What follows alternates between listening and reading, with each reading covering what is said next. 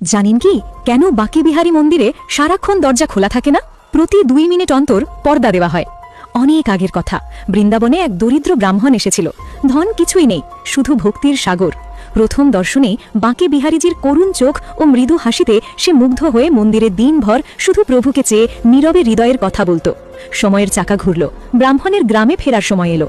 বিদায়ের মুহূর্তে দ্বারপ্রান্তে দাঁড়িয়ে চোখে অশ্রু ঝরিয়ে সে বলল, প্রভু, শরীর যাচ্ছি, মন তো আপনার চরণেই, আমাকে একা রাখবেন না। ভক্তের এই নিঃস্বার্থ প্রেমে বাঁকে বিহারীও স্থির থাকতে পারলেন না।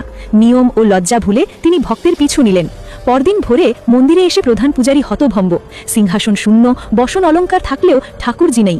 খবর ছড়িয়ে পড়ল বৃন্দাবন জুড়ে হাহাকার। ভক্তদের ব্যাকুলতা দেখে প্রভু অন্তরে জানালেন, এক ভক্ত তার প্রেমে আমাকে নিয়ে গেছে, সেই প্রেম ফিরিয়ে দিতে পারিনি।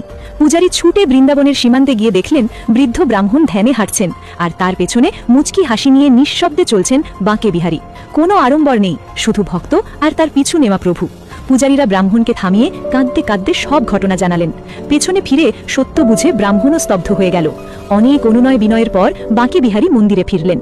এই কারণেই বাঁকে বিহারী মন্দিরে সারাক্ষণ দরজা খোলা থাকে না, প্রতি 2 মিনিট অন্তর পর্দা দেওয়া হয়। বিশ্বাস, ভক্তির গভীর দৃষ্টিতে বাঁকে বিহারীর হৃদয় গলে যেতে পারে, আর তিনি ভক্তের সঙ্গে চলতে উদ্যত হন। তাই পর্দা শুধু তাকে মন্দিরে স্থির রাখার জন্য।